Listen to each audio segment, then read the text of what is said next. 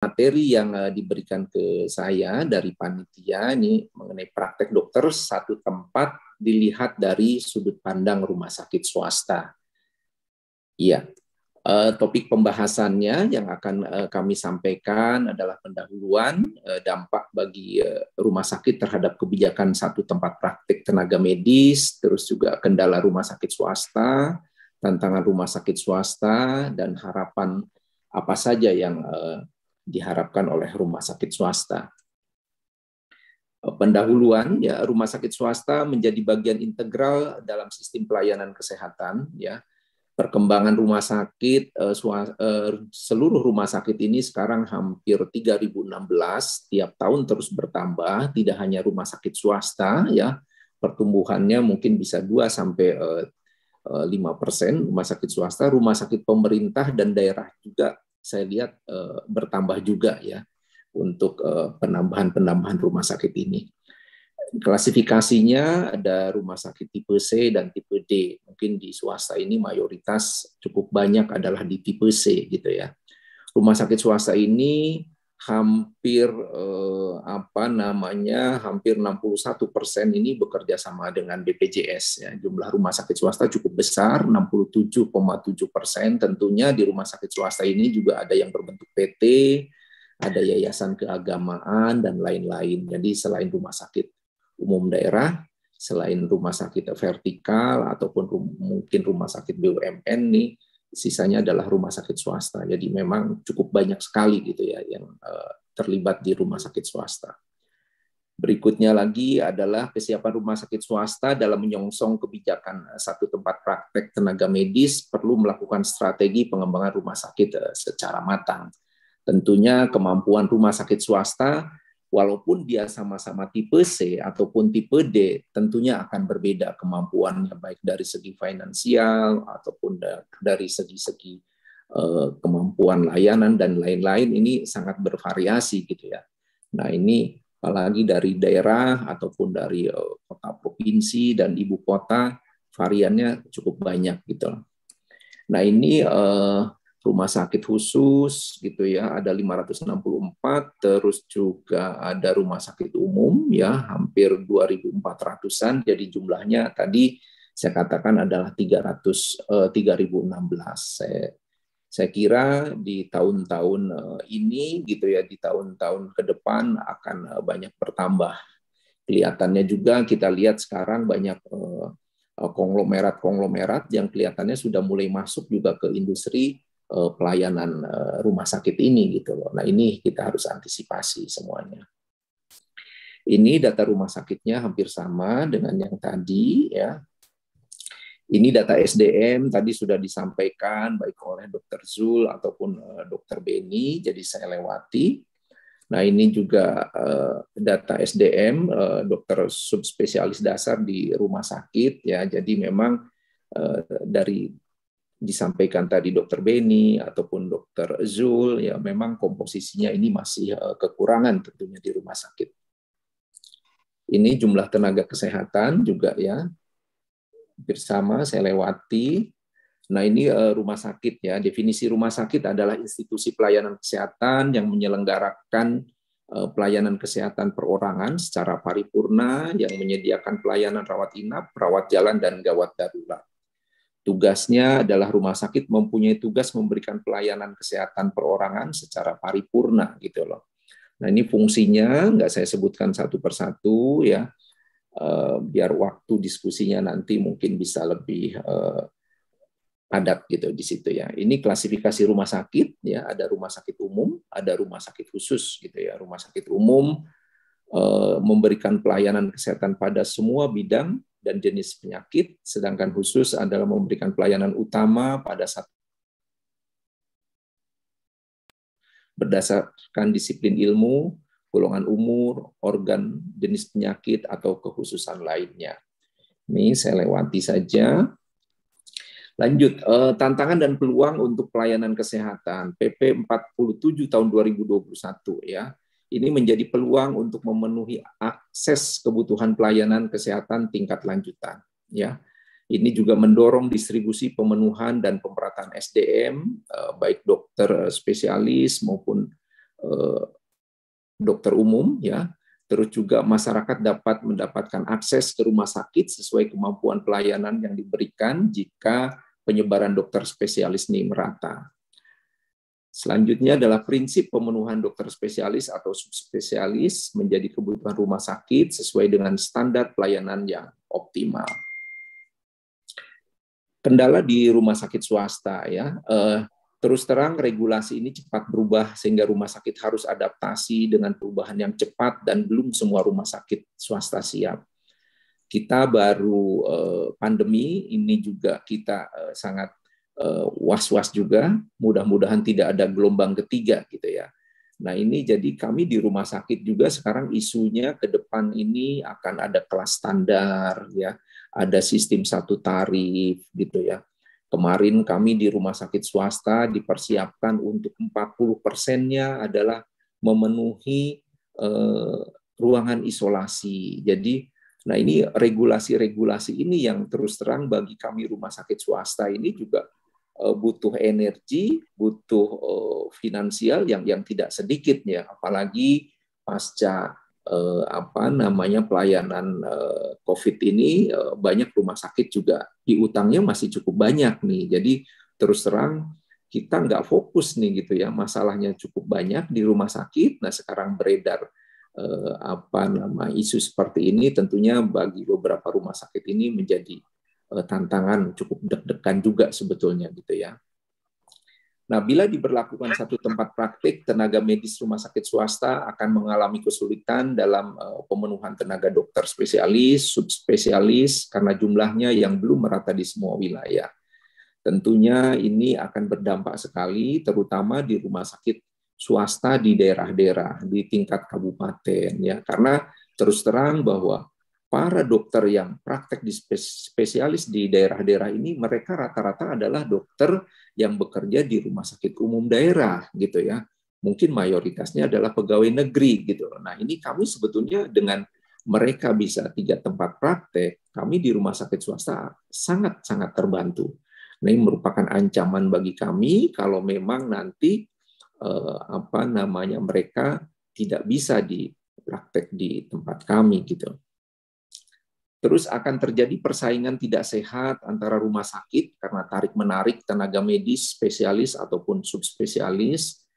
Terjadi persaingan negosiasi jasa medis. Nah ini juga iklim yang tidak sehat sekali gitu ya bagi bagi rumah sakit ataupun bagi para sejawat semuanya.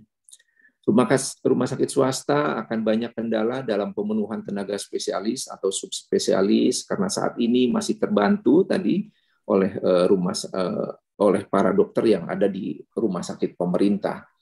Nah, karena dokter spesialis ini lulusannya sangat terbatas dan kalau ataupun sudah lulus ini mereka tentunya sangat sulit sekali mereka mau ke daerah-daerah. Ini tantangan untuk kita semua.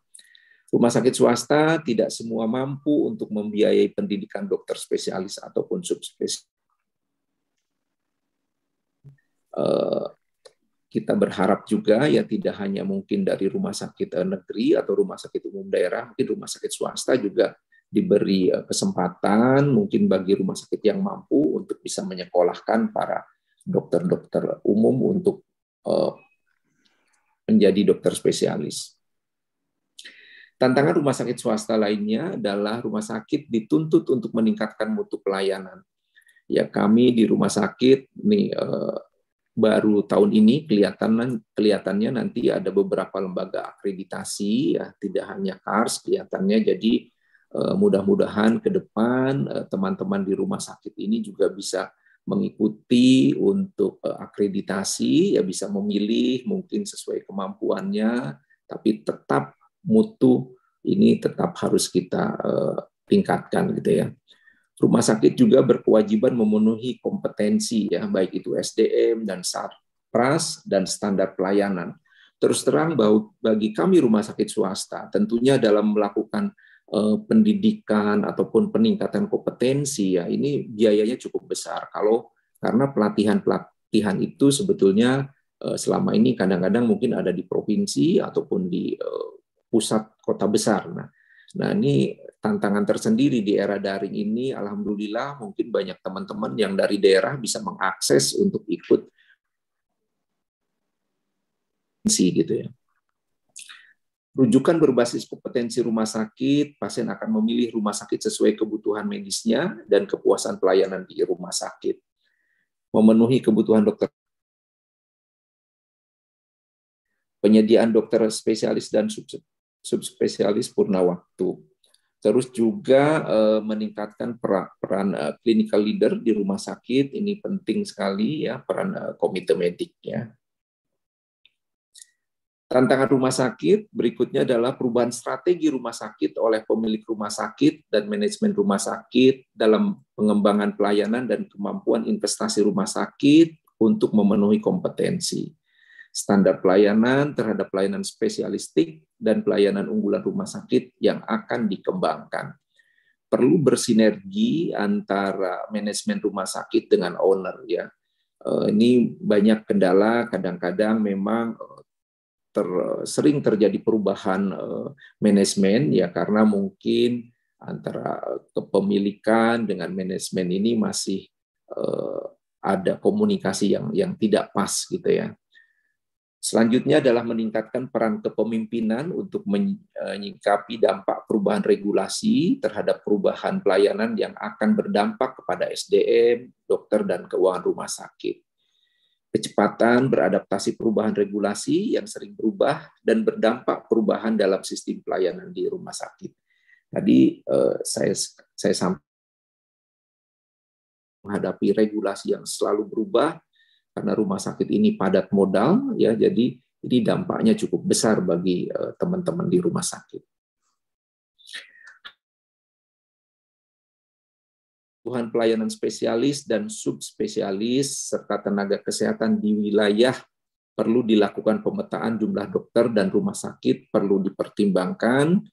Tiap-tiap daerah atau wilayah perlu dilakukan mapping kebutuhan tempat tidur untuk memenuhi kebutuhan pelayanan kesehatan kepada masyarakat.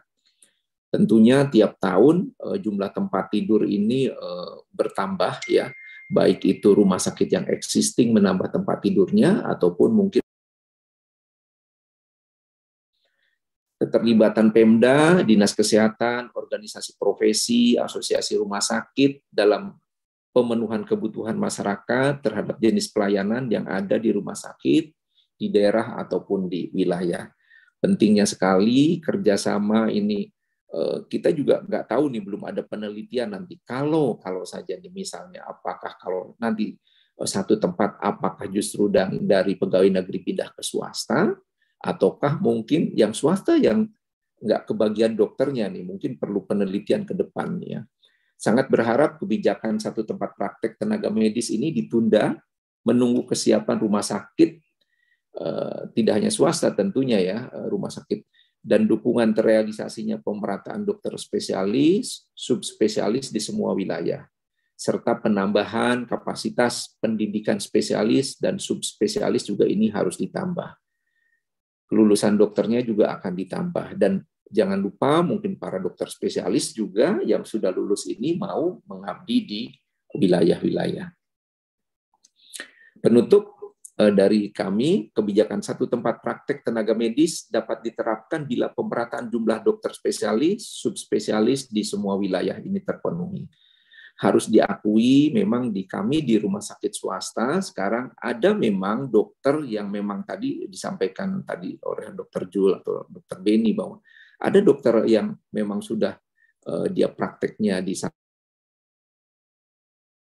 rumah sakitnya itu beliau cocok, juga mungkin dia di situ take home pay-nya juga cocok. Jadi banyak dokter yang sudah praktek di satu rumah sakit, satu SIP. Tentunya ini rumah sakit yang cukup besar gitu ya. Kalau saya lihat mungkin kalau rumah sakit kecil nih belum mampu untuk. Ada lagi adalah peningkatan sarana dan prasarana fasilitas kesehatan di rumah sakit, perlu didukung tercukupinya jumlah sumber daya agar pelayanan rumah sakit bisa berjalan optimal dalam melayani masyarakat. terus terang kami di rumah sakit swasta memang semuanya adalah mandiri ya. Padahal kami juga pendapatannya itu hampir sama dengan rumah sakit. Kami sama-sama melayani pasien BPJS ya, investasi kami, terus biaya SDM kami semuanya mandiri ya, semuanya mandiri. Jadi fasilitasnya itu sama, sedangkan tarifnya mungkin rumah sakit pemerintah. Perlu dukungan pemerintah daerah, organisasi profesi, dan asosiasi Vaskes dalam melakukan kajian kebutuhan fasilitas kesehatan dan SDM kesehatan dalam pelayanan kesehatan di semua wilayah. Jadi mungkin wacana satu dokter satu tempat praktek ini mudah-mudahan ini hanya wacana, adalah paling banyak adalah 3 tempat. Biarkanlah para sejawat ini 2 mau 3 gitu loh. Itu disesuaikan dengan kemampuannya. Karena variasi di kita ini kan sangat sangat lebar sekali ya, antara daerah, provinsi ataupun pusat. Nah, ini jadi saya harapkan di peraturan itu sudah cukup tepat. Kita persilahkan ke rumah sakit dan sejawat untuk kecocokan di situ. Apakah dia cukup 1 atau memang dia perlu sampai 3 tempat. Jadi intinya mudah-mudahan tidak hanya dokternya saja nanti yang bisa survive, mungkin pasien juga, terus juga Vaskes juga. Jadi semuanya bahu-membahu supaya ujung-ujungnya adalah pelayanan rumah sakit atau pelayanan terhadap pasien ini akan lebih baik. Terima kasih. Wassalamualaikum warahmatullahi wabarakatuh.